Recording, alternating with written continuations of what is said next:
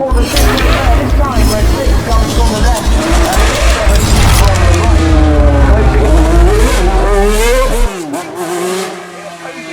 right. One of those mistakes that he wouldn't, I'm sure, he'd never forgotten and never forgive himself.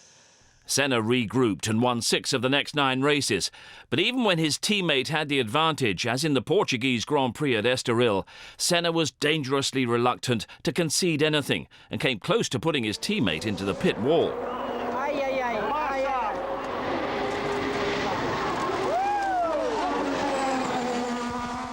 That was very close.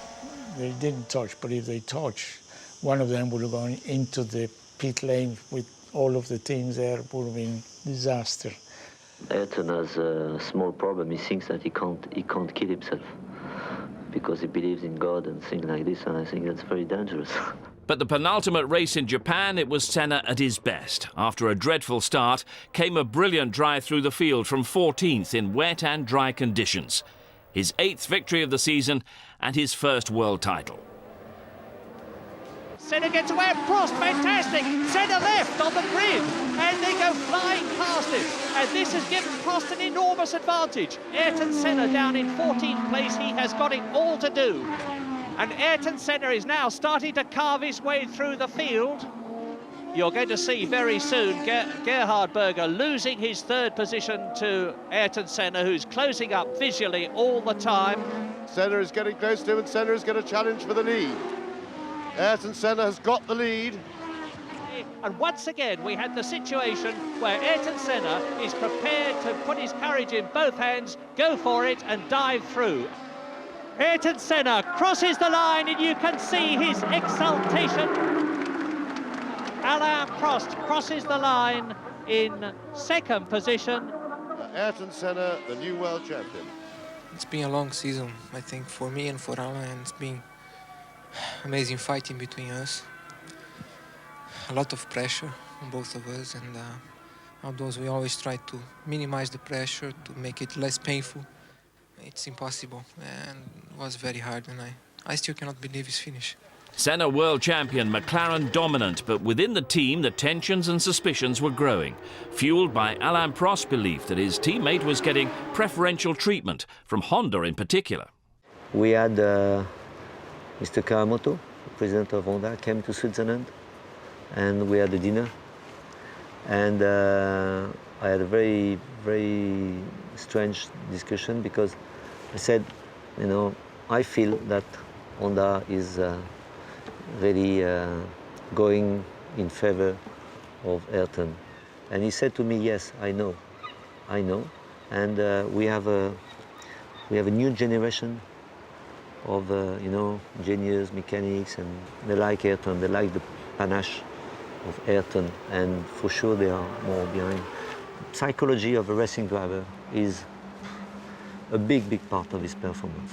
I always said 70–80%. It's very subjective, but it's a big part. And as soon as you feel that you have a sort of advantage or sort of preference, or, you know, I remember very well once I've seen the engines coming, you know, and was written on the engine special for Ayrton, you know, things like this. What does that mean? Is the engine better, or maybe it's exactly the same, or I don't know. But you don't want to see that. You want to have equal treatment, and inside the team it started to be a problem. It was only psychology, you know. But for me, I did not feel very well, you know, and I felt a big difference between 89 and 88. And I still do not understand why. They were both pretty calculating, to be honest, and I think that Ayrton was always a bit more animated, and therefore came across as a little bit less controlled, whereas Alain was, you know, far more calculating behind the scenes. But they both used their national press very effectively. They were completely capable of presenting a unified front in front of the media in Europe or at a Grand Prix, and then fuel the national press when they got home, which of course then really provoked reaction from each other when they were on the either of them were on the receiving end of the consequences. So that was challenging. But they, you know, it wasn't really that unpleasant. It was just occasionally unpleasant, and you had, in being tough, you not only use energy, but you lose a bit of respect, and that's not always a good thing. In 1989, the rivalry became raw and public at the San Marino Grand Prix. Senna and Prost had qualified 1 and 2, and Senna proposed that whoever was first into Tosa should keep the lead, so not jeopardising their chances. Prost agreed.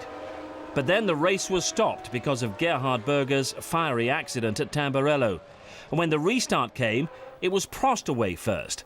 But Senna ignored the arrangement and went past through Tosa. According to him, the team orders didn't apply to the restart. They had a clear agreement with Ron Dennis. Who wins the start goes first in the first corner. Everything fine until Prost won the start. And Senna overtook him in the first corner. And Prost was like this and said, what's going on now? We have an agreement. But Senna couldn't do different.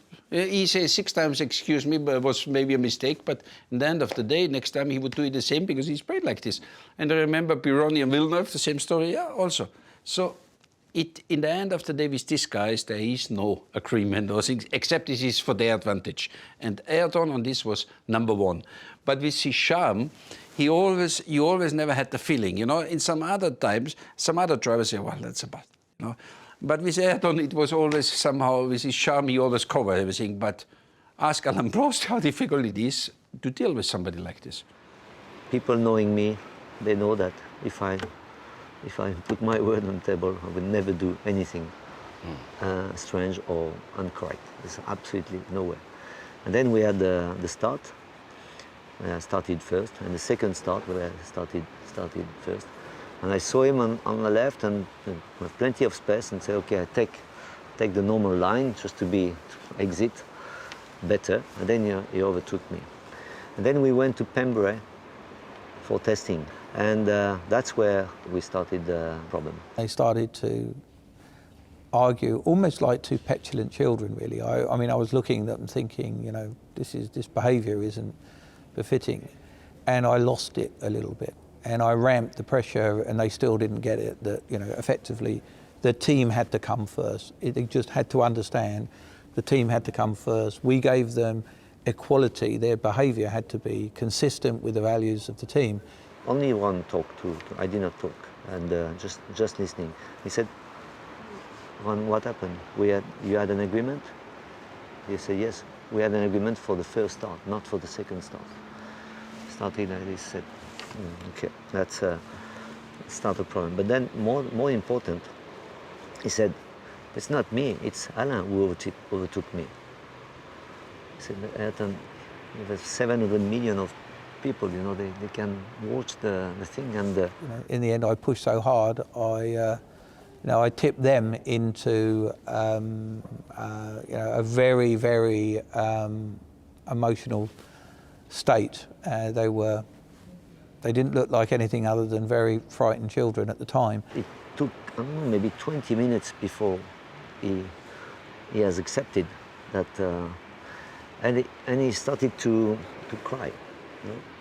I can't say that because now he's not there anymore, but my mistake, I went to a French journalist, a friend of mine. He had heard a few things. Said, I told him the story, but I said, please, don't tell anything. You know, at this time we could still be a little bit off sometimes.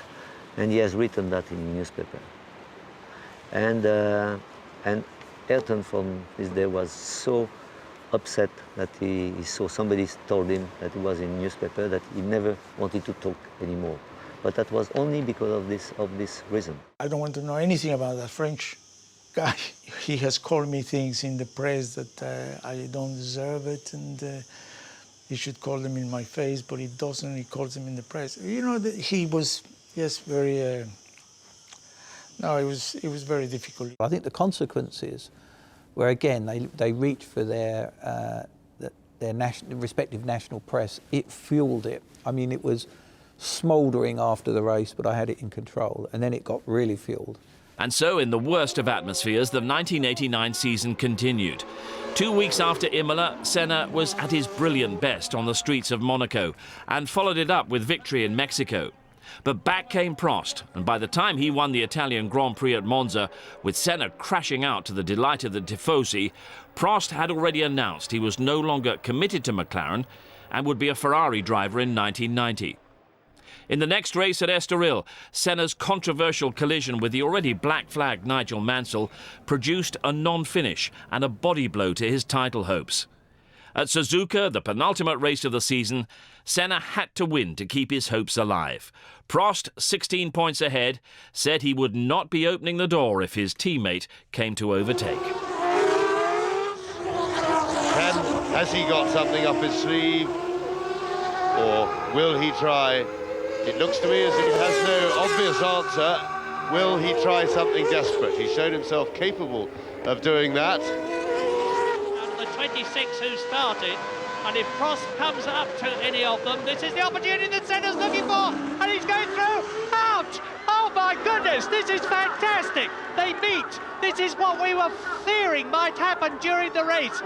And that means to say that Prost has won the World Championship. Alain Prost, world champion of 1989. I remember being sitting in the lunch at the airport the next day, and I said to Alain, you did the two biggest mistakes of your life. I said, why? He said, well, first of all, why did you go off the car?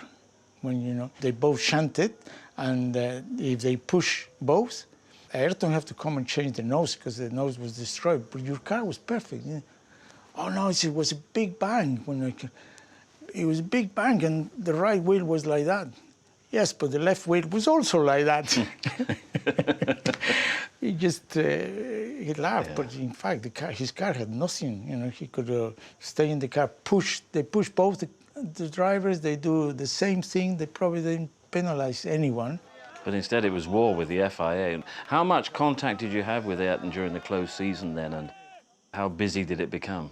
Well, quite a lot, because, you know, for everything that was said, and there was fines flowing to Ayrton, and he refused to come back, and he was going to drive in Indianapolis, and all these stories came up. So we were,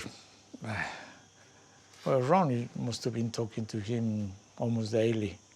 1990, Prost at Ferrari, Senna at McLaren, now enjoying the company of a relaxed and supportive teammate in Gerhard Berger. For Senna, his victory at Monza with Prost second was his 6th of the season. I watched on the television cameras. They were obviously seeing Ayrton was walking back, and I was furious because, for many reasons. A, obviously it was a race win. It was a race we could have won. B, it was inconsistent with the principles by which I think one goes motor racing. I knew beforehand the start would be very difficult for me because I was on not on the right side on the circuit, on the dirty side of the asphalt. And I already expect the Ferrari to jump slightly ahead of me. And it all happened exactly as I predict. And then I just follow the car in front of me, that move in front of me. And as we approached for the first corner, I was right with him. He opened a gap. When he opens a gap, I went for it. And then he decided to go back again to the corner. And then it was impossible to avoid the contact. How bad was that in terms of things you've seen in Formula One?